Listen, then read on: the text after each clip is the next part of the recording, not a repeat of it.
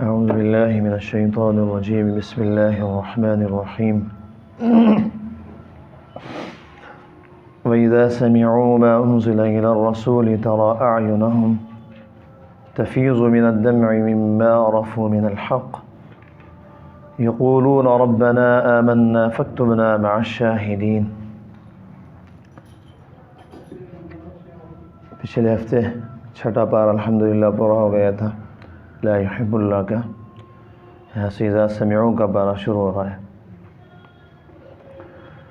پیچھے باتیں آئی تھیں یہودیوں کے بارے میں، بعض عیسائیوں کے بارے میں بھی، خاص طور سے کہ مسلمانوں سے زیادہ قریب تم دیکھو گے تو عیسائی ہوں گے، انہیں اتنی نفرت نہیں جتنی یہودیوں کو ہے۔ یہ بھی بات آئی تھی کہ نجاشی نے آپ صلی اللہ علیہ وسلم کی خدمت میں 70 آدمی بھیجے تھے، بڑے بڑے علماء، تو آپ نے ان کو سورہ یاسین سنائی تھی آپ صلی اللہ علیہ وسلم نے۔ جب ان لوگوں نے سورہ یاسین سنی تو رونے لگے اور کہنے لگے کہ یہ کلام اس کلام کے کتنا مشابہ ہے جو حضرت عیسیٰ علیہ السلام پر نازل ہوا ہے۔ تو ان آیتوں میں اسی واقعے کی طرف اشارہ ہے جب وہ رو رہے تھے۔ فرماتے ہیں وَإِذَا سَمِعُوا مَا أُنزِلَ إِلَى الرَّسُولِ، اور جب یہ لوگ وہ کلام سنتے ہیں جو رسول پر نازل ہوا ہے، تَرَى أَعْيُنَهُمْ تَفِيضُ مِنَ الدَّمْعِ مِمَّا عَرَفُوا مِنَ الْحَقِّ، تو چونکہ انہوں نے حق کو پہچان لیا ہوتا ہے اس لیے تم ان کی آنکھوں کو دیکھو گے کہ وہ آنسوؤں سے بہہ رہی ہیں۔ وہی 70 آدمی جو ہو رہے تھے اس کی طرف اشارہ ہے۔ یقولون ربنا آمنا فاکتبنا مع الشاہدین، اور وہ کہہ رہے ہیں کہ ہمارے پروردگار ہم ایمان لے آئے ہیں، لہذا گواہی دینے والوں کے ساتھ ہمارا نام بھی لکھ لیجئے، یعنی انبیاء علیہ السلام کے ساتھ، مسلمانوں کے ساتھ ہمیں بھی شمار کر لیجیے، ہم ایمان لے آئے۔ وما لنا لا نؤمن باللہ وما جاءنا من الحق، اور ہم اللہ پر اور جو حق ہمارے پاس آ گیا ہے اس پر آخر کیوں ایمان نہ لائیں؟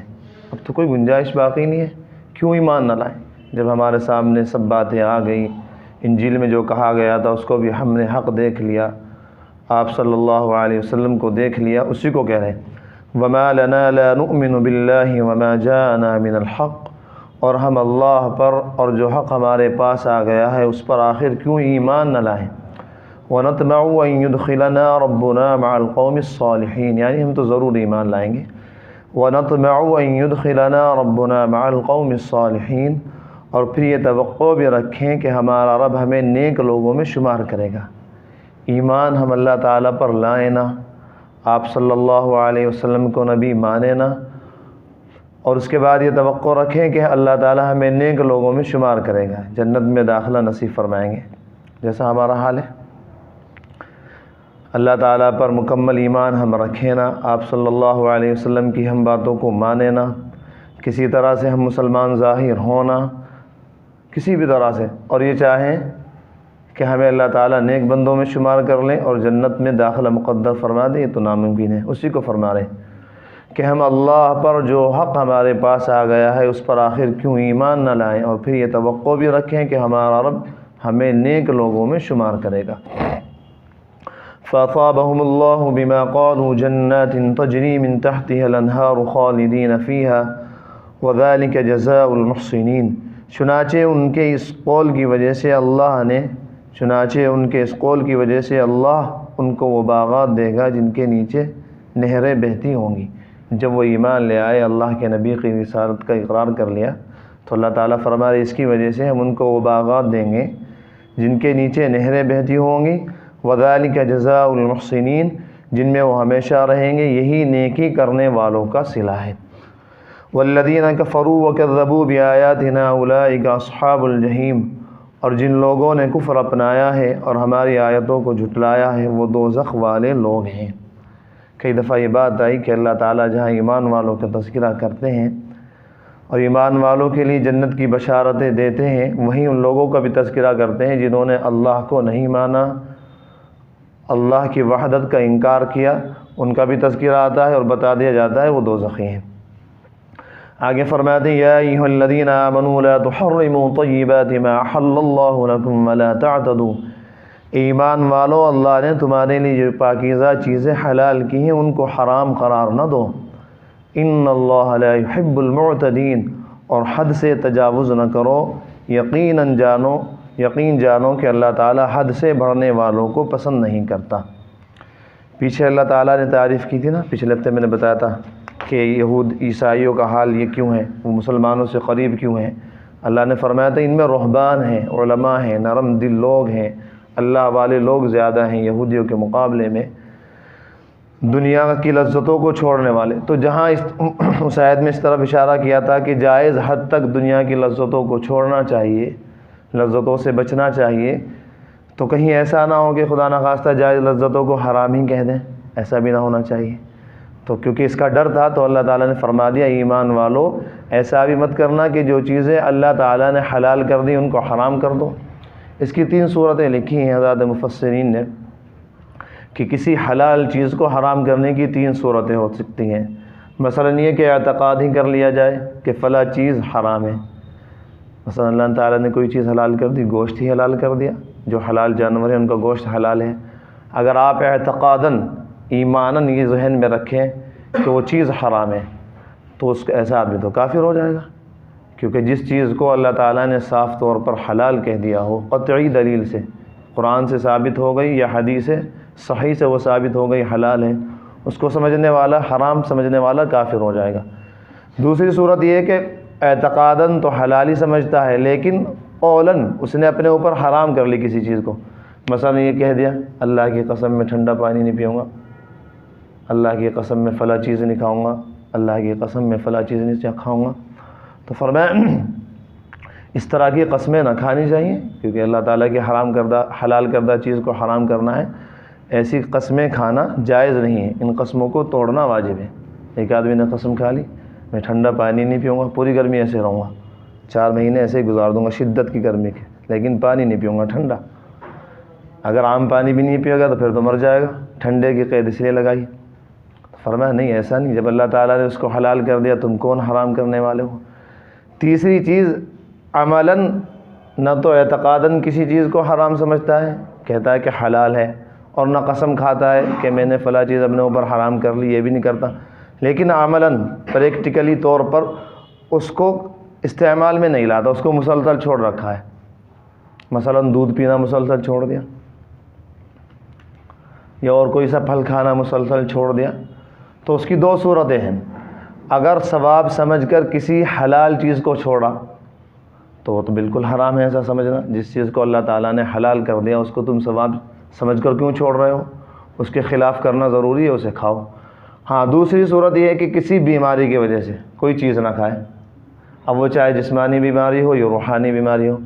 مثلا کسی ماہر حکیم نے، کسی ماہر ڈاکٹر نے کہہ دیا، یا تجربے سے ثابت ہوا کہ مجھے چاول نقصان دیتے ہیں، اب چاول چھوڑ دیا یہ الگ بات ہے، اس پہ کوئی پکڑ نہیں ہے، یا آپ نے اپنی بیماری کی وجہ سے چھوڑا ہے، یا روحانی بیماری جیسے اللہ والوں سے ان کے دلوں کی بیماریاں، شیخ کہہ دیتا ہے تمہیں فلاں کام نہیں کرنا، تمہیں فلاں چیز نہیں کھانی، تو یہ روحانی بیماری کی وجہ سے اگر ایسا نہیں کرتا یہ جائز ہے۔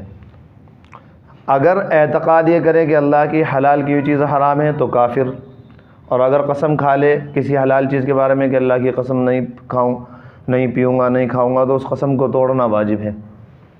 آگے فرماتے ہیں یا ایھا الذین وکلوا مما رزقکم اللہ، اور اللہ نے تمہیں جو رزق دیا ہے اس میں سے حلال پاکیزہ چیزیں کھاؤ۔ تمہارا تقویٰ یہی حلال چیزوں کو چھوڑنے کا نام تقویٰ نہیں ہے کہ کھانا ہی چھوڑ دیا۔ حلال چیزوں کو کھانا، حد میں رہ کر استعمال کرنا اور اللہ تعالیٰ کا شکر ادا کرنا یہ تقویٰ ہے۔ حدیث شریف میں آتا ہے الطاعم الشاکر کالصائم الصابر، کھانا کھا کر شکر ادا کرنے والا ایسا ہے، اس کا درجہ ایسا ہے جیسا روزہ رکھ کر صبر کرنے والا۔ آدمی نفلی روزے رکھے اور صبر کرے کھانے سے تو اس کا جو درجہ ہے، یہ جو حلال کھانا کھا رہا ہے اس کے بعد شکر کر رہا ہے، اس کا درجہ وہی ہے الطاعم الشاکر کالصائم الصابر۔ وَكُلُوا مِمَّا رَزَقَكُمُ اللَّهُ، اور اللہ نے تمہیں جو رزق دیا ہے اس میں حلال پاکیزہ چیزیں کھاؤ۔ وَاتَّقُوا اللَّهَ الَّذِي أَنْتُمْ بِهِ مُؤْمِنُونَ، اور جس اللہ پر تم ایمان رکھتے ہو اس سے ڈرتے رہو۔ کھانے کی بے حد ہوتی ہے، اس کو حضرت تھانوی نے لکھ دیا، بس اس سے آگے ہمارے لیے ہمارے حضرات معیار ہیں، کسوٹی ہیں، حجت ہیں، دلیل ہیں، بس اتنا کم کھا لیا جائے چند لقمے بس، اس سے زیادہ نہیں آج کے زمانے میں، بالکل نہیں کہ کھانا ہی بند کر دیا، کچھ نہیں ہوتا اس طرح۔ اللہ تعالیٰ نے فرمایا گناہوں سے روکو، بس گناہوں سے روکا جائے۔ حضرت علی نے فرمایا کہ جہاں کھانا کھاتے ہوئے یہ ذہن میں آئے کہ اب کھانا ہے یا نہیں کھانا ہے، جب یہاں یہ شکل پیش آ جائے تو اس وقت کھانا چھوڑ دو۔ عموماً آدھی روٹی پہلے بھی اگر آدمی چھوڑ دے تو کھانا نہ کھانے کے وہ فوائد حاصل ہو جاتے ہیں۔ یہ نہیں کہ کھانا چھوڑ دیا آدھا پیٹ کا ہے، یہ اب اس زمانے میں کوئی چیز نہیں ہے۔ ہمارے یہاں ہمارے حضرات حجت ہیں، حضرت تھانوی رحمۃ اللہ علیہ نے یہی لکھا تھا، وہ سب پہلے لوگوں کی باتیں ہیں، یہ کم علم صوفیہ کی باتیں ہیں۔ چنانچہ بعض علماء کے صوفیہ کے بارے میں آتا ہے کہ شوربے میں پانی ملا کر کھاتے تھے تاکہ نفس کو لذت نہ ملے۔ نہیں، یہ سب صحیح نہیں ہے، ان کو اللہ تعالیٰ کی معرفت صحیح طور پہ حاصل نہیں تھی، یہ علم نہیں تھا۔ حضرت حاجی امداد اللہ صاحب نے فرمایا تھا میاں اشرف علی، پانی پیو تو ٹھنڈا پیو، کیونکہ ٹھنڈا پانی پیو گے تو دل کے اندر سے شکر نکلے گا۔ یہ تھوڑا ہی گرم پانی پی رہے ہو اوپر سے زبان الحمدللہ الحمدللہ، تو دل شریک نہیں ہونا۔ جب اعلیٰ چیزیں کھاؤ گے، اللہ نے اگر پیسے دیے ہیں اور جائز حد میں رہ کے اعلیٰ چیزیں کھاتے ہو تو اس سے دل سے شکر نکلے گا۔ اب دل کے شکر کا کیا مقام ہوتا ہے وہ تو آپ جانتے ہی۔ فرماتا میاں اشرف علی جب پانی پیا کرو تو ٹھنڈا پیا کرو تاکہ دل سے شکر نکلے۔ فرماتے ہیں لا یؤاخذکم اللہ باللغو فی ایمانکم ولکن یؤاخذکم بما عقدتم الایمان، اللہ تمہاری لغو قسموں پر تمہاری پکڑ نہیں کرے گا۔ قسم پیچھے آئے تھے نا کہ آدمی قسم کھا لے کہ میں پانی نہیں پیوں گا یا یہ نہیں کروں گا، اللہ تعالیٰ تمہاری لغو قسموں پر تمہاری پکڑ نہیں کرے گا۔ ولیکن یؤاخذکم بما عقدتم الایمان، لیکن جو قسمیں تم نے پختگی کے ساتھ کھائی ہوں ان پر تمہاری پکڑ کرے گا۔ قسموں کی تین قسمیں ہیں، قسم جو کھاتے ہیں ان کی تین قسمیں، ذرا توجہ سنیے، مسائل بھی تو ہوتے ہیں، اسی لیے ذات علماء نے فرمایا کہ 1000 نفلوں سے زیادہ افضل ہے ایک مسئلے کا علم ہو جانا آدمی کو۔ جہاں مسائل کی بات آ جاتی ہے تو بس آئیں بائیں ہونے لگ جاتے ہیں، یہ تو نوافل تلاوت سے بھی زیادہ اہم چیز ہے۔ ایک مسئلے کا اگر علم ہو جائے تو 1000 نفلوں سے افضل ہے وہ۔ قسموں کی تین قسمیں ہیں، تین طرح کی قسمیں کھائی جاتی ہیں، تین طرح کی قسمیں ہوتی ہیں۔ ایک کو کہتے ہیں یمین غموس، مثلاً پہلی کسی بات پر قسم کھانا، جھوٹ قسم کھانا۔ مثلاً میں نے کوئی کام کیا ہے اور مجھے علم بھی ہے کہ میں نے فلاں کام کیا ہے۔ اب کوئی صاحب میرے سے پوچھیں، حکیم صاحب اگر کوئی صاحب میرے سے پوچھیں کہ تم نے وہ کام کیا ہے، میں کہہ دوں نہیں اللہ کی قسم میں نے وہ کام نہیں کیا، حالانکہ میں نے وہ کام کیا تھا اور مجھے علم بھی تھا۔ بعض دفعہ تو آدمی بھول جاتا ہے، علم ہی نہیں رہتا کوئی کام کیا، اس صورت میں اگر قسم کھا لی وہ تو الگ بات ہے، اس میں تو گناہ نہیں کوئی، کیونکہ اس کی یاد ہی نہیں تھا بیچارے کہ میں نے وہ کام کیا ہے۔ میں نے کوئی کام کیا اور میرے یاد بھی ہے کہ میں نے وہ کام کیا ہے، اب سامنے والا پوچھتا ہے کہ آپ نے وہ فلاں کام کیا تھا، میں نے کہا نہیں خدا کی قسم میں نے وہ کام نہیں کیا، تو یہ تو بہت بڑا گناہ ہے، آخرت میں اور دنیا میں وبال کا سبب ہے۔ اس کو یمین غموس کہتے ہیں۔ غموس کے معنی آتے ہیں ڈبا دینے کے، غمس کے۔ تو یہ قسم، جھوٹی قسم آدمی کو اللہ کے عذاب، دنیا کی رسوائی اور ذلت میں ڈبو دیتی ہے، اس لیے اس کا نام رکھا یمین غموس۔ تو بالکل قطعاً حرام ہے کہ آپ نے کوئی کام کیا اور اس کا علم بھی آپ کو ہے، پھر جھوٹی قسم کھا رہے کہ میں نے وہ کام کیا ہی نہیں۔ دوسری صورت ہمارے یہاں عام طور پر جو ہوتی ہے علماء نے لکھی یہ ہے قسم کی، کہ ہم نے کسی کام کے بارے میں قسم کھائی، ہمیں یہ علم تھا، ہمارے علم کی حد تک کہ وہ کام ہو گیا، لیکن حقیقت میں وہ کام نہیں ہوا تھا، ہم نے اس پہ قسم کھا لی کہ ہاں، کسی نے کہا قسم کھاؤ کہ ہاں اللہ کی قسم وہ کام ہو گیا۔ مثلا میرے سے کسی نے آ کے کہا کہ فلاں صاحب آ گئے ہیں، اب جن صاحب نے کہا تو بڑے معتبر تھے، میں نے ان پر اعتماد کرتے ہوئے اس بات پر یقین کر لیا کہ فلاں صاحب آ گئے ہیں۔ اب کسی دوسرے صاحب نے پوچھا کہ بھائی وہ آ گئے فلاں صاحب، تو جس نے مجھے خبر دی تھی، میں کیونکہ اس کی بات پر اعتماد کر چکا تھا، یقین کہ وہ صاحب آ گئے، میں نے کہا جی آ گئے وہ، انہیں پھر بھی وہ نہیں ہوا، شک ہوا کہ نہیں صحیح بتاؤ، میں نے کہا اللہ کی قسم آ گئے۔ تو علماء فرماتے ہیں اس کا نام یمین لغو ہے، کیونکہ آپ نے تو اس کی بات پر اعتماد کر کے قسم کھا لی تھی، گویا آپ کے نزدیک وہ صحیح تھی، لیکن حقیقت میں وہ آدمی آیا نہیں تھا، تو اس پر نہ کوئی گناہ ہے نہ کفارہ۔ سمجھے آپ؟ کسی آدمی نے میرے سے کہا کہ فلاں آدمی آ گئے، میں نے اس کی بات پر اعتماد کیا، حالانکہ وہ حقیقت میں آئے نہیں تھے، میں نے اس آدمی کی بات پر اعتماد کر کے قسم بھی کھا لی دوسرے کے سامنے، اللہ کی قسم وہ آدمی آ گئے، تو اب کیا ہے؟ یہ صورت پیش آتی ہے نا کہ جی میرے سے فلاں نے کہا تھا، میں نے اس کی بات پہ اعتماد کر کے کہا کہ ہاں اللہ کی قسم وہ کام ہو گیا، تو فرماتے ہیں حضرات علماء اس کا نام یمین لغو ہے، بیکار قسم، اس پر کوئی گناہ نہیں ہوتا نہ کفارہ۔ بعض دفعہ ایک دم بے دھیانی سے زبان پر قسم آ جاتی ہے، اس کو بھی یمین لغو کہتے ہیں، اس پر بھی کوئی پکڑ نہیں نہ کوئی گناہ ہے۔ تیسری قسم ہے جس پر کفارہ ہوتا ہے اور بعض صورتوں میں گناہ، آئندہ زمانے کے لیے کوئی قسم کھانا، مثلا کہا کہ خدا کی قسم میں فلاں کے گھر میں نہیں جاؤں گا، یا خدا کی قسم فلاں کام نہیں کروں گا، تو ایسی صورت میں اگر آدمی قسم توڑ دے تو اس قسم کا کفارہ ہوتا ہے، اور بعض صورتوں میں آدمی گنہگار بھی ہوتا ہے۔ مثلا میں نے کہا خدا کی قسم میں دودھ نہیں پیوں گا، تو حالانکہ قسم تو غلط ہے، اللہ کے حلال کی چیز کو تم کیوں حرام کر رہے ہو؟ تو اب اگر اس قسم کو توڑ دیا، توڑنا ضروری بھی ہے، تم اللہ کی حلال کی چیز کو حرام کر رہے ہو، تو اس قسم کا کفارہ ہوگا، ورنہ اگر پچھلے زمانے پہ کوئی قسم کھا اس میں کوئی کفارہ نہیں۔ اب رہا وہ کفارہ کیا ہوگا، عام طور پہ پوچھتے رہتے ہیں مسئلہ قسم کا کفارہ کیا ہے، قسم کا کفارہ کیا ہے، اس کو اللہ تعالیٰ فرماتے ہیں آگے فَكَفَّارَتُهُ إِطْعَامُ عَشَرَةِ مَسَاكِينَ مِنْ أَوْسَطِ مَا تُطْعِمُونَ أَهْلِيكُمْ أَوْ كِسْوَتُهُمْ أَوْ تَحْرِيرُ رَقَبَةٍ، چنانچہ اس کا کفارہ یہ ہے کہ 10 مسکینوں کو وہ اوسط درجے کا کھانا کھلاؤ جو تم اپنے گھر والوں کو کھلایا کرتے ہو، یا ان کو کپڑے دو، یا ایک غلام آزاد کرو۔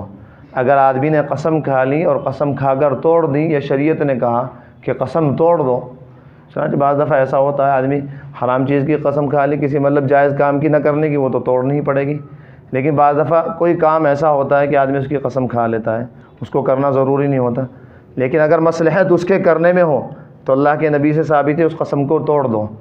آپ نے کسی کام کے نہ کرنے پر قسم کھائی، وہ کام جائز تھا کرنا، پھر آپ کو مصلحتاً بعد میں جا کے معلوم ہوا کہ نہیں بھائی یہ کام کرنا تو ضروری ہے، یہ مصلحت اس میں ہے کہ اس کام کو کیا جائے، تو اللہ کے نبی سے ثابت ہے، آپ نے فرمایا کہ وہ قسم توڑ دو، کفارہ ادا کر دو۔ تو کفارہ کیا ہے؟ پہلا درجہ یہ کہ 10 آدمیوں کو، 10 مسکینوں کو، ضرورت مندوں کو صبح شام کا کھانا کھلایا جائے، آدمی جو خود کھاتا ہے اوسط درجے کا، یہ نہیں کہ خود تو کھا رہے اعلیٰ درجے کے چاول 80-90 روپے اور وہاں پہنچا رہے مدرسے میں ڈپو کے چاول، نہیں ایسا نہیں، اوسط درجے کے چاول درمیانے جو تم کھاتے وہ کھلاؤ، 10 مسکینوں کو صبح شام۔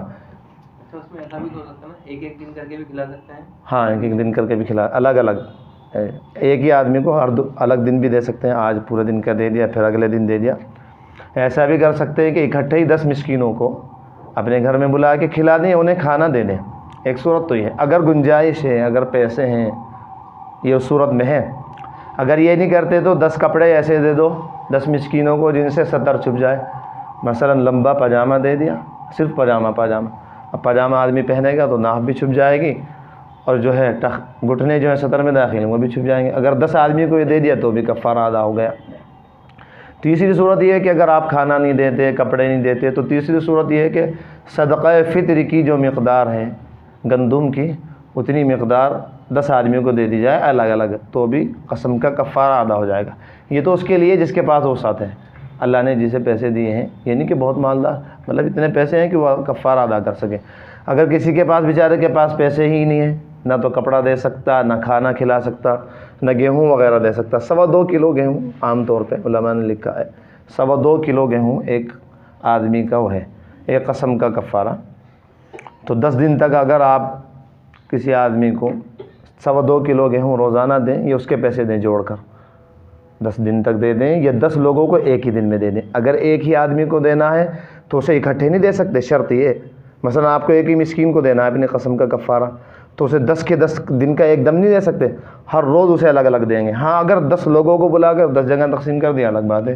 2.25 کلو گیہوں، یہ اس کی قیمت لگا لیجیے کتنی ہوگی، تقریباً 50 روپے بیٹھتی ہوگی، 25 روپے، 20-25 روپے کلو، 60-70 روپے، وہ تو خیر پتہ لگ جائے گا جو بھی ہوگا۔ اگر آدمی کے پاس یہ گنجائش نہیں ہے تو اب ہے کہ 3 دن کے روزے رکھے، اسے اللہ تعالیٰ فرما دے فَمَن لَّمْ يَجِدْ فَصِيَامُ 3 أَيَّامٍ، یہ کچھ نہ ہو، ان چیزوں میں سے کچھ نہ ہو تو وہ 3 دن روزے رکھے۔ کھلانے کے لیے کچھ نہیں، پہنانے کے لیے کچھ نہیں، غریب ہے بیچارہ، بالکل خود ہی کھانے کو ترستا ہے، روزانہ کرتا ہے، کھاتا ہے، رکشہ چل رہی، کچھ بھی مزدوری کرتا ہے بیچارہ، تو اس کے لیے فرمایا کہ 3 دن کے روزے رکھے، لیکن روزے ہونے چاہیے لگاتار، 3 روزے رکھے تو قسم کا کفارہ ادا۔ آگے فرماتے ہیں ذالک کفارۃ ایمانکم اذا حلفتم، یہ تمہاری قسموں کا کفارہ ہے جب تم نے کوئی قسم کھا لی ہو اور اسے توڑ دیا ہو۔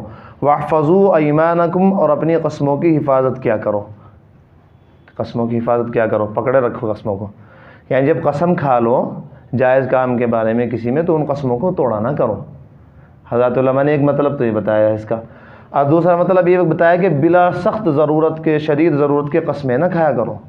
واحفظوا ایمانکم، اور اپنی قسموں کی حفاظت کرو۔ کذالک یبین اللہ لکم آیاتہ لعلکم تشکرون، اسی طرح اللہ اپنی آیتیں کھول کھول کر تمہارے سامنے واضح کرتا ہے تاکہ تم شکر گزار بندے بنو یا شکر ادا کرو۔ خیر یہ مسائل تھے، آپ نے سن لیا قسم کا کفارہ۔ 10 آدمیوں کو یاد رکھے، بس کل ملا کے قسم کا کفارہ جو ہے وہ 10 آدمیوں کو دونوں وقت کا کھانا کھلانا، مسکینوں کھانا کھلانا، یا 10 آدمیوں کو کپڑا پہنانا جس سے صدر ڈھک جائے، یا وہ پیسے وغیرہ دے دینا گیہوں کا حساب لگا کر، اور اگر اس کی گنجائش نہ ہو تو لگاتار 3 دن کے روزے رکھ لیں تو کفارہ ادا ہو جائے گا۔ یہ تھا آج کی آیتوں کا خلاصہ۔ کذالک یبین اللہ لکم آیاتہ لعلکم تشکرون، اسی طرح اللہ تعالیٰ اپنی آیتیں کھول کھول کر تمہارے سامنے واضح کرتا ہے تاکہ تم شکر ادا کرو۔ دیکھیے اللہ تعالیٰ جگہ جگہ یہ مسائل بھی بتا رہے ہیں۔ یہ کس وجہ سے مسائل بتا رہے ہیں؟ تاکہ آدمی کے لیے مقصد متعین ہو جائے۔ آپ حضرات پہلے مقصد متعین کیجئے، یہاں جو حضرات آتے ہیں یا کہیں بھی جاتے ہیں وہ مقصد متعین کریں، اپنا ٹارگیٹ متعین کریں کہ ان کا ٹارگیٹ کیا ہے، مقصد کیا ہے، وہ کس لیے آتے ہیں۔ ہم میں سے کوئی بھی ہو، کرنے والا ہو یا سننے والا ہو، آنے والا ہو یا کہیں اور جانے والا ہو، اس کا واحد مقصد ہوتا ہے کہ اللہ تعالیٰ راضی ہو جائیں اور اللہ تعالیٰ کے قانون کا ہمیں علم ہو جائے۔ یہ تو مقصد ہوتا ہے۔ آپ یہاں جو آ رہے ہیں یا کہیں بھی جا رہے ہیں، صرف مقصد یہ ہوتا ہے۔ آواز آ رہی، باہر آواز آ رہی ہے صاف؟ یہی مقصد ہوتا ہے کہ آدمی کو اللہ تعالیٰ کے قانون کا علم ہو اور اللہ تعالیٰ کے احکام پر عمل کرے، یہ ہمارا مقصد ہے۔ لیکن غلط فہمی، سب سے بڑی غلطی یہ سمجھ لیجیے انسانیت کی، خاص طور سے مسلمانوں کی سب سے بڑی غلطی یہ ہوئی کہ ہم نے مقصد کو بدل دیا۔ دنیا میں آنے کا واحد مقصد، ایک مقصد یہ تھا کہ اللہ تعالیٰ کو راضی کیا جائے، اللہ تعالیٰ کے احکام پر عمل کیا جائے، لیکن ہم نے اس مقصد کو بالکل اوپر سے نیچے کر دیا۔ دنیا تو صرف ذریعہ تھا، ایک سبب تھا، لیکن ہم نے دنیا کو مقصد بنا لیا۔ اب یہ پورے طور پر، نمایاں طور پر یہ صورت آپ صحابہ کی زندگی میں دیکھ سکتے ہیں۔ اس زمانے میں ہم میں سے ہر آدمی کے دل پر ہاتھ رکھ کے خوش ہو جائے، جس درجے میں اس کے یہاں آخرت ہے، صحابہ کے یہاں اس سے بھی کم درجے میں دنیا تھی۔ آخرت کو کون سے نمبر پر رکھتے ہیں ہم؟ سب سے آخر میں جا کر۔ نمازیں چھوٹ جائیں تو نہیں فرق، رکعتیں چھوٹ جائیں تو کوئی فرق نہیں، فجر کی نمازیں قضا ہو جائیں تو بھی کوئی فرق نہیں پڑتا۔ تو اس سے تو معلوم ہو رہا کہ دنیا سے کئی نیچے درجے ہم نے آخرت کو رکھ رکھا ہے۔ صحابہ کرام اس سے بھی زیادہ دنیا کو رکھتے تھے۔ ایک مشہور تابعی یا بزرگ گزرے ہیں، ان کے بارے میں آتا ہے کہ ان کی صرف تکبیر اولا فوت ہوئی۔ تکبیر اولا سمجھتے ہیں، امام جو اللہ اکبر کہتا ہے اس موقع پر نہ پہنچ سکے، بعد میں پہنچے، قراءت شروع ہو گئی یا رکوع جو بھی ہوا تو تکبیر اولا فوت ہو گئی۔ کئی دن تک غم رہا، روتے رہے اور افسوس کرتے رہے کہ کوئی آدمی پورے شہر بصرہ میں، پورے شہر بغداد سے میری تعزیت کے لیے نہیں آیا کہ آپ کی تکبیر اولا فوت ہو گئی ہے۔ اگر میرا لڑکا مر جاتا تو شاید پورا بغداد تعزیت کے لیے آ جاتا۔ کیسے لوگ تھے یہ لوگ؟ ہمیں کچھ ہلکی سی بھی ان کی ہوا لگے ہے، ہوا لگ کر گزری ہے۔ ان کے ہاں لڑکے کا انتقال کوئی ایسا، اللہ تعالیٰ کی امانت ہی لے لی، لیکن تکبیر اولا فوت ہو گئی، اس پر غم منا رہے ہیں، اور پھر اس سے زیادہ غم کہ کوئی آدمی میرے سے تعزیت کرنے کیوں نہیں آیا کہ جی بڑا افسوس ہوا، آپ کی تکبیر اولا فوت ہو گئی، آپ کا لڑکا، میرا لڑکا، کسی کا بھی عزیز انتقال کر جائے مہینوں تک تو تعزیت رہتی ہے۔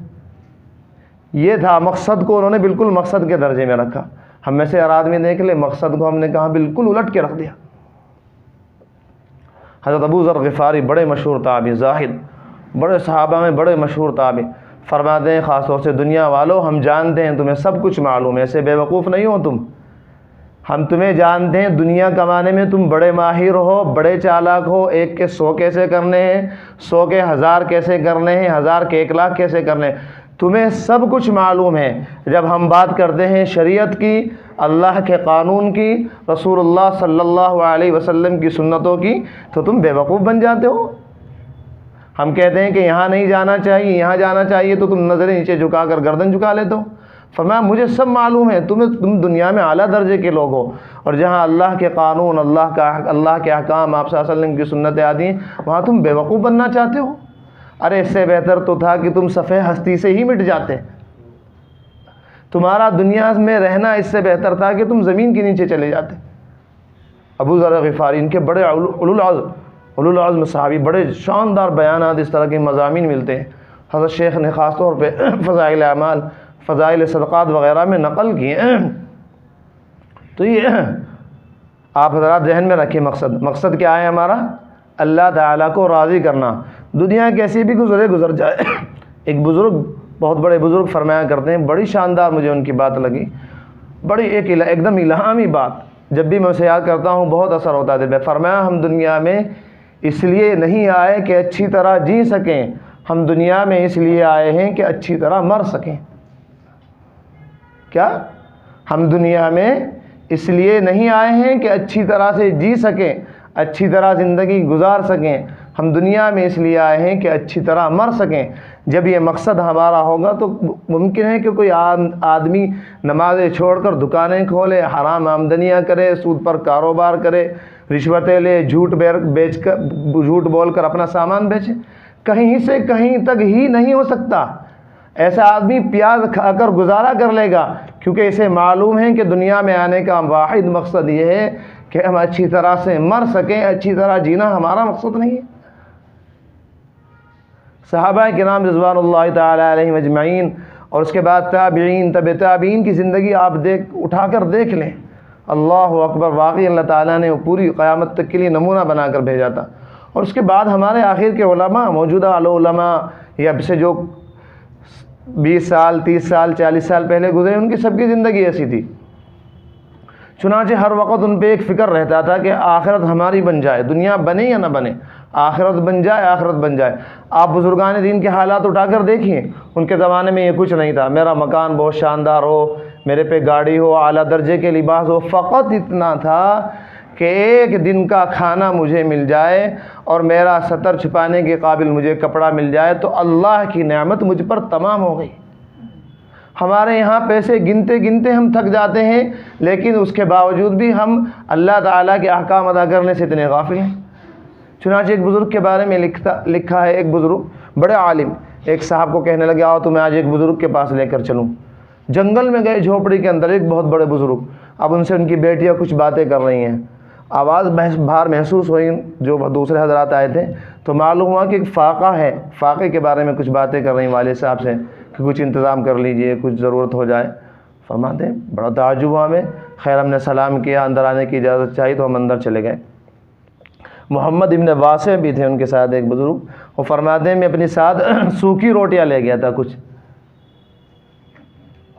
اللہ اکبر، سوکھی روٹیاں مل جائیں تو بھی اللہ تعالیٰ کا احکام پورا کرنے کے لیے کافی ہے، چاہے جائے کہ مرغے کھائے جائیں، بریانیاں کھائی جائیں، اعلیٰ درجے کے کھانے کھائے جائیں، اس کے بعد اللہ کے نافرمانی، اس کے بعد نمازیں چھوٹیں، اس کے بعد فلمیں دیکھی جائیں، گناہ کیے جائیں۔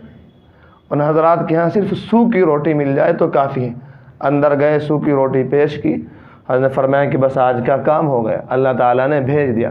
بچیوں کو بلایا کہ لو سوکھی روٹی لو اور کھا لو۔ اتنے میں مالک ابن دینار، کتنے بڑے بزرگ تھے، نام سنا، خوب سنا ہوگا آپ نے، فضائل اعمال میں خوب تذکرہ ہے، علماء سے سنا۔ اتنے میں مالک ابن دینار حاضر ہوئے، یعنی دیکھیے خود اتنا بڑا بزرگ ان کے پاس حاضر ہو رہا، کتنے بڑے بزرگ ہوں گے۔ فرمایا کون؟ مالک ابن دینار۔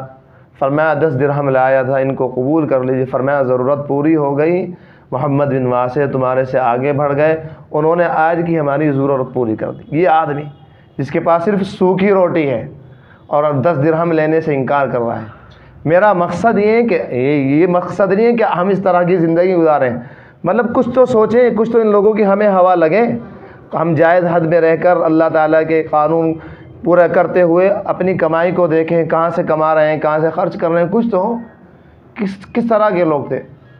چنانچہ امام حسن بصری رضی اللہ تعالیٰ عنہ کے بارے میں آتا ہے، بڑے اجل تابعین، سب سے بڑے تابعین، سیدنا عمر ابن خطاب رحمۃ اللہ علیہ نے ان کی تحنیک فرمائی، کھجور یا چھوارا چبا کر ان کے منہ میں ڈالا اور ان کے بارے میں دعا کی، اللہم فقہہ فی الدین، اللہ اس کو دین کا فقیہ بنا دے۔ نبی اکرم صلی اللہ علیہ وسلم کی اہلیہ محترمہ کے گھر میں یہ پلے بڑے ہیں، جب چھوٹے سے تھے ان کی والدہ وہاں نوکرانی تھیں، خدمت کیا کرتی تھیں اللہ کے نبی کے گھر میں، اس گھر میں یہ پلے ہیں۔ تو ایک مرتبہ حضرت حسن بصری رحمۃ اللہ علیہ ایک جگہ جا رہے تھے، راستے میں ایک نوجوان کے پاس سے گزرے جو ہنس رہا تھا۔ حضرت نے اس کو دیکھ کر فرمایا، یا بنی ہل جزت علی الصراط، اے میرے بیٹے کیا بول صراط پر سے گزر گئے؟ قال لا، اس نے کہا نہیں۔ پھر فرمایا قال هل تبین لک انک تصیر الی الجنہ، اے میرے بیٹے کیا تمہیں معلوم ہو گیا کہ تمہارا ٹھکانہ جنت ہے؟ کہنے لگا قال لا، نہیں مجھے یہ بھی معلوم نہیں ہو۔ قال ففیم الضحک، پھر یہ ہنسی کیسی ہے؟ بس اتنا حضرت حسن بصری رحمۃ اللہ علیہ کا کہنا تھا، اب وہ الفاظ اس کے دل پر بجلی بن کر گرے۔ حضرت علماء فرماتے ہیں فما روی الشاب ضاحکا بعد ذلک، اس کے بعد کبھی اس آدمی کو، اس نوجوان کو ہنستے ہوئے دیکھا ہی نہیں گیا۔ سیدنا حسن بصری خود ان کے بارے میں آتا ہے، جب چلتے تھے تو ایسا محسوس ہوتا تھا کہ وہ شخص ہے جو اپنے باپ کو دفن کر کے آیا ہے، اتنا غمگین ہے، اور جب بیٹھے رہتے تھے تو ایسا معلوم ہوتا تھا یہ وہ شخص ہے جس کو سزائے موت کی سزا سنا دی گئی۔ ان لوگوں کا یہ حال تھا اللہ کے خوف سے، اور ہم رات دن اللہ تعالیٰ کی نعمتیں کھائیں، اور اللہ تعالیٰ کی نعمتیں اتنی کھائیں کہ گنتی میں بھی نہیں آتی، فریجوں میں رکھ کر سڑ جاتی ہیں، باہر پھینکنی پڑتی ہیں، اس کے باوجود اللہ تعالیٰ کی اتنی نافرمانیاں کہ کوئی حد نہیں۔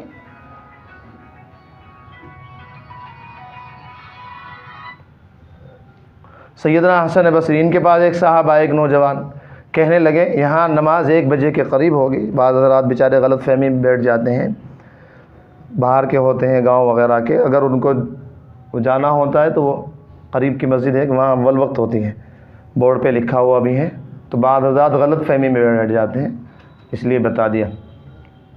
تو خیر ان کے بارے میں آتا ہے حسن بصری رحمۃ اللہ علیہ کے بارے میں کہ ایک صاحب ان کے پاس آئے اور کہنے لگے کہ حضرت جب آپ بھائی موبائل بند کریں، بالکل سب حضرات بند کریں، سارا مضمون خلط کر دیتے ہیں بالکل ایک دم، سننے والا کے ذہن ختم اور سنانے والے کے سارے مضمون خلط، 1 منٹ میں کہاں سے کہاں پہنچا دیتے ہیں سارا۔ سب حضرات بالکل بند کر کے رکھیں اپنا موبائل، وائبریشن پہ لگائیں۔ حسن بصری رحمۃ اللہ علیہ کے بارے میں آتا ہے کہ ایک صاحب ان کے پاس آئے اور کہنے لگے کہ حضرت جب آپ ہمیں باتیں بتاتے ہیں، بیان کرتے ہیں، وعظ کرتے ہیں، تذکیر کرتے ہیں، پتہ نہیں کیا عجیب سی ایک بے ہوشگی ہے، بےہودی ہے، تو ہم جاگتے نہیں، گویا حضرت کہنے لگے ہم سوئے ہوئے ہیں۔ حضرت نے فرمایا تم سوئے ہوئے نہیں ہو، سوئے ہوئے آدمی کو اٹھایا جائے تو وہ اٹھ جاتا ہے، تم مرے ہوئے ہو، تم مر گئے ہو، مرے ہوئے آدمی کو چاہے جتنا زور لگایا جائے وہ اٹھتا نہیں۔ تو اس وقت ہمارا یہ بہو یہی حال ہے کہ ہم لوگ مرے ہوئے ہیں، بالکل ہمارے دل مردہ ہیں، دل مردہ دل نہیں۔ اقبال نے کئی اپنے زمانے میں بڑے شاعر گزرے ہیں، اللہ تعالیٰ نے اشعار ان سے بڑے عجیب و غریب کہلوائے ہیں، کہتے ہیں دل مردہ دل نہیں ہے اسے زندہ کر دوبارہ، کہ یہی ہے امتوں کے مرض کہن کا چارہ۔ لوگوں اپنے دلوں کو، مردہ دلوں کو زندہ کرو، جو مردہ دل ہے وہ دل ہے ہی نہیں۔ اگر تم اپنے دلوں کو زندہ کرو گے تو جب تک دل کو زندہ کرو گے اسی وقت تم حقیقی طور پہ زندہ ہوگے۔ یہی پرانی بیماریوں کا اللہ تعالیٰ کے یہاں علاج ہے۔ امتوں کے لیے جتنی بیماریاں، دل مردہ دل نہیں ہے اسے زندہ کر دوبارہ، کہ یہی ہے امتوں کی مرض کہن کا چارہ۔ پرانا کتنے سے بڑے سے بڑا مرض ہو کہ آدمی اپنے دل کو زندہ کرے تو یہ اس کی تمام بیماریوں کا علاج ہو جاتا ہے۔ تو ان حضرات پر اتنا اللہ تعالیٰ کا خوف غالب رہتا تھا۔ ایک مرتبہ نبی اکرم صلی اللہ علیہ وسلم فرماتے ہیں جبرائیل علیہ السلام آئے، مجھے جہنم سے بہت ڈرایا، میں رونے لگا۔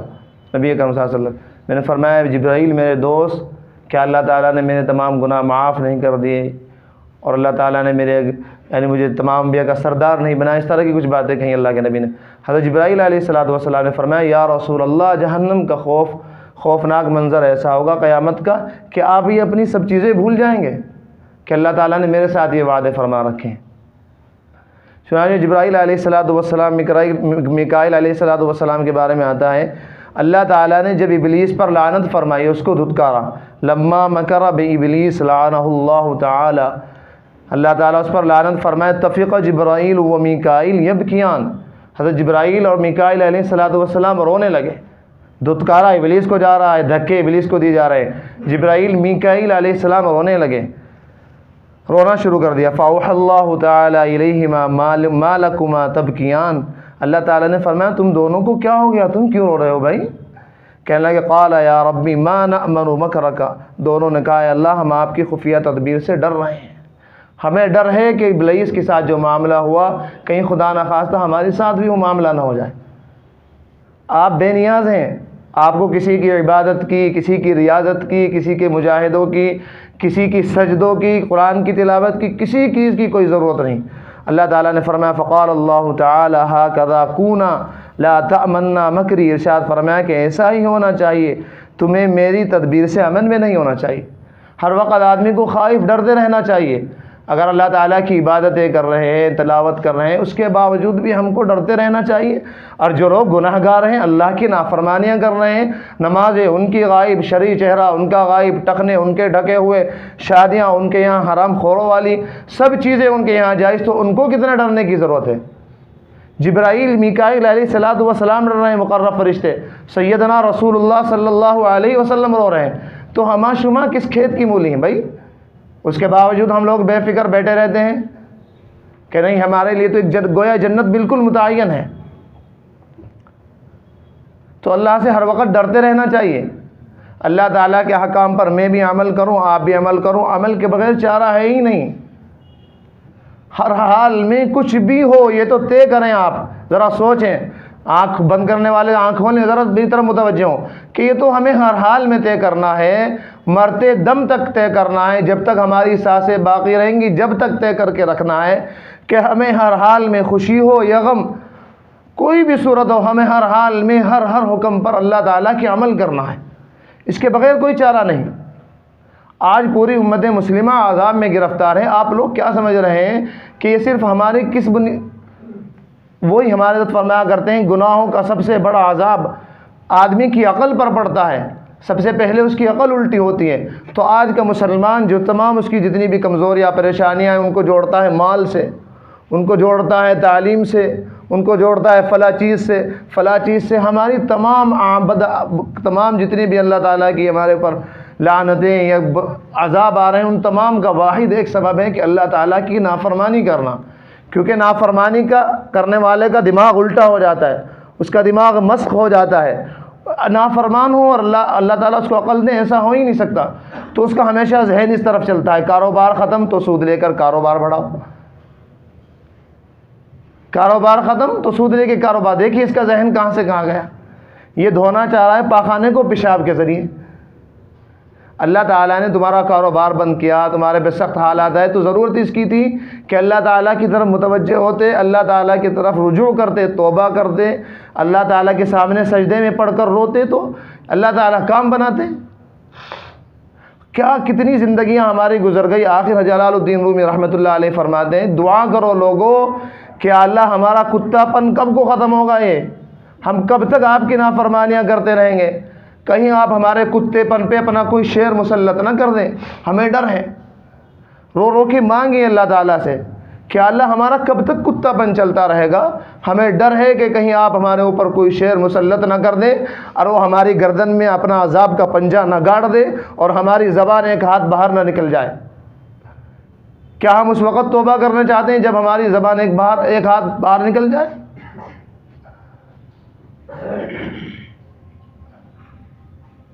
تو اللہ کے لیے جاگیں، تو دنیا میں آیا ہے جاگنے کے لیے، تو دنیا میں آیا ہے سوتوں کو جگانے کے لیے، نہ کہ خود سونے کے لیے۔ مسلمان کی شان یہ تھی کہ اسے دوسروں کو جگانا تھا، سونے والوں کو ہلا ہلا کے جگانا تھا، لیکن ہمارا تو خود یہ حال ہے کہ ہم سب سوئے ہوئے ہیں۔ گھر میں باپ سے لے کے اولاد تک، پوتے تک، نواسے تک، سب کے سب اللہ تعالیٰ کے نافرمان۔ وہاں تو تکبیر اولا چھوٹنے پر رویا جا رہا ہے، یہاں فجر کی نمازیں ہضم ہو جاتی ہیں، ان پر نہیں رویا جاتا۔ وہاں گناہوں کو دیکھ کر پیشاب میں قطرات آتے تھے خون کے، ایک بزرگ باہر نکلے، ایک آدمی کو گناہ کرتے ہوئے دیکھا تو پیشاب کے اندر خون کے قطرات آ رہے ہیں، صرف اس وجہ سے کہ یہ آدمی گناہ کر رہا ہے، میرے اللہ کی نافرمانی کر رہا ہے۔ اور ہمارے یہاں خود کتنی نافرمانیاں ہو رہی ہیں۔ کبھی اپنے گھر کا ہم جائزہ تو لیں۔ ہماری عورتیں گھر کی بے پردہ، ہماری اولاد نماز پڑھنے کو تیار نہیں، شرعی حلیہ بنانے کو تیار نہیں، جھوٹ چھوڑنے کو تیار نہیں، اور اس کے باوجود دعوے اللہ اکبر، اللہ کی محبت کے، رسول اللہ صلی اللہ علیہ وسلم کی محبت کے۔ این خیال است و محال است و جلو، یہ صرف پاگل پن تو ہو سکتا ہے، خیال ہو سکتا ہے، اور کچھ اس کے علاوہ نہیں، کہ آدمی اللہ تعالیٰ کی نافرمانیاں کرے اور اس کے بعد اللہ تعالیٰ کی محبت اور اللہ تعالیٰ کے احکام کی اطاعت کی دعوے داری کرے۔ این خیال است و محال است و جنو، زندگی آمد برائے بندگی۔ لوگوں، زندگی اللہ تعالیٰ نے بندگی کے لیے دی ہے، چرنے کے لیے نہیں دی۔ رات کو کھا لو اور صبح کو نکال دو، صرف یہی کام ہماری قسمت میں رہ گیا۔ رات کو کھایا، ہوٹلوں پہ جا کے کھا رہے، ارے کھاؤ تو، لیکن اللہ تعالیٰ کی فرما برداری تو کرو، اللہ تعالیٰ کے احکام پر عمل تو کرو۔ راتوں کو تم مرغن غذائیں کھا کر، اعلیٰ درجے کی چیزیں، مشروب پی کر، ٹھنڈے پانی پی کر کس منہ سے اللہ کی نافرمانی کرتے ہو؟ کس طرح غیرت سے شرم نہیں آتی؟ صبح کو فجر کی نماز چھوڑ کر، نماز نہ پڑھ کر انڈے ٹھوس لیے جاتے ہیں، مکھن کھایا جاتا ہے۔ اللہ کا رزق کس منہ سے ہم کھاتے ہیں بغیر اللہ تعالیٰ کی فرما برداری کی ہوئے؟ زندگی آمد برائے بندگی، زندگی اللہ تعالیٰ نے بندگی کے لیے دی ہے۔ نے برائے خوردنی ہستی، زندگی یہ زندگی کھانے کے لیے نہیں ہے، زندگی بے بندگی شرمندگی، زندگی بغیر بندگی کے شرمندگی، پوری ہماری زندگی شرمندگی ہے۔ کشتنی بہ از ہزارہ زندگی، اے اللہ آپ کے لیے مر جانا ہزاروں زندگیوں سے افضل ہے۔ ظاہری طور پر نہ مر سکیں ہم، تلوار نہ کھا سکیں، کم سے کم اللہ کے احکام کی تلوار تو کھائیں۔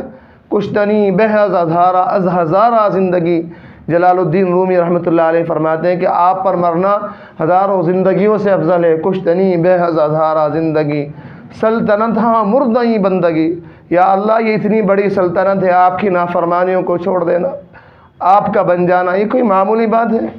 اس پر ہزاروں کروڑوں سلطنتیں قربان ہو جائیں۔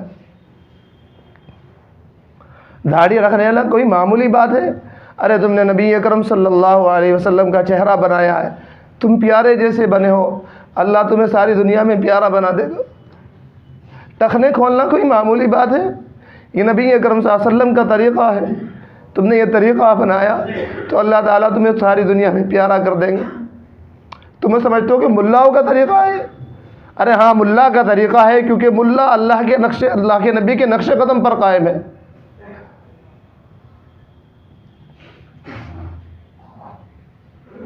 زندگی بے بندگی شرمندگی، زندگی بغیر بندگی کے شرمندگی ہے۔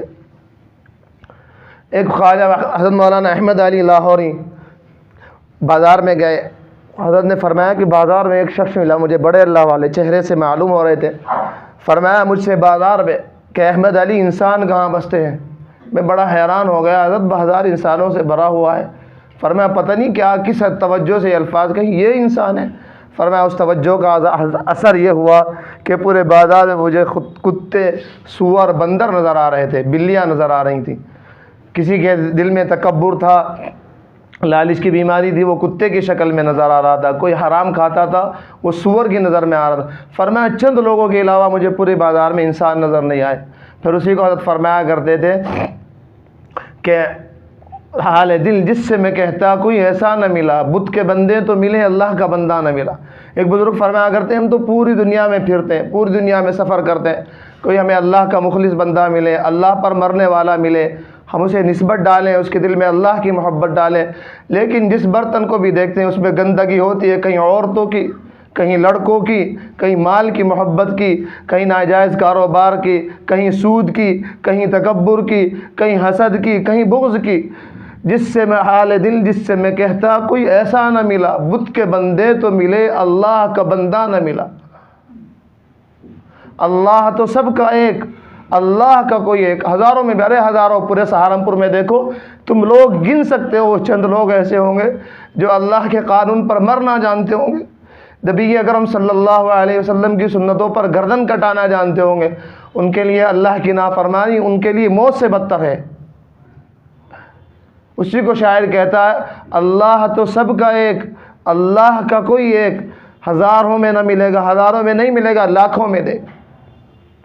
اللہ تعالی ہمیں صحیح طور پر نبی اکرم صلی اللہ علیہ وسلم کی سنتوں پر عمل کرنے کی توفیق عطا فرمائے، اور ہمیں ہمت دے کہ ہم اعلان کر دیں کہاں تک ضبط بیتابی، کہاں تک پاس بدنامی۔ ذرا اور سنیے، ذرا متوجہ ہوئیے بالکل میری طرف، کہاں تک ضبط بیتابی، کہاں تک پاس بدنامی، کلیجہ تھام لو یارو، کہ اب ہم فریاد کر دیں، کھڑے ہو جائیے اللہ کی عظمت اور نبی اکرم صلی اللہ علیہ وسلم کا جھنڈا لے کر۔ اللہ آپ کو قیامت کے دن یہ جھنڈا دے کر سب کے سامنے سر بلند فرمائیں گے۔ کوئی کچھ بھی کہے، کوئی کچھ بھی کہے، ملا کچھ، ارے کچھ بھی کہتے رہو، میں ملا ہوں، میں 1400 سال پہلے جی رہا ہوں۔ ہاں 1400 سال پہلے جینا میرا مبارک ہے، کیونکہ وہ نبی اکرم صلی اللہ علیہ وسلم کا زمانہ ہے۔ ہم داڑھی رکھیں گے، رکھ کر دکھائیں گے، کوئی کچھ بھی بھونکتا رہے، کہاں تک ضبط بیتابی، کہاں تک پاس بدنامی، کلیجہ تھام لو یارو، کہ اب ہم فریاد کرتے ہیں، کب تک ہم مخنثیت میں جیتے رہیں گے، مذبذبین بین ذالک، نہ ادھر کے رہیں گے نہ ادھر کے رہیں گے، اب باپ کا ڈر، اب ماں کا ڈر، اب بھائی بہنوں کا ڈر، اب برادری کا ڈر۔ ارے ایسی زندگی سے تو آدمی کا بے زندگی ہو جانا بہتر ہے۔ غیروں کے تو ایک ہی خدا ہے، ان لوگوں نے تو ایک ہی خدا بنا رکھا ہے۔ مسلمانوں نے کتنے خدا بنا رکھے ہیں؟ شادی سنت کے مطابق کی، بھائی ناراض اس کو راضی کرنا ضروری، چچا ناراض، پتہ نہیں کتنے خدا بنا رکھے ہیں۔ اللہ تعالی ہمیں صحیح طور پر اپنے احکام پر اور نبی اکرم صلی اللہ علیہ وسلم کی سنتوں پر عمل کرنے کی توفیق عطا فرمائے۔ وآخر دعوانا ان الحمد للہ رب العالمین۔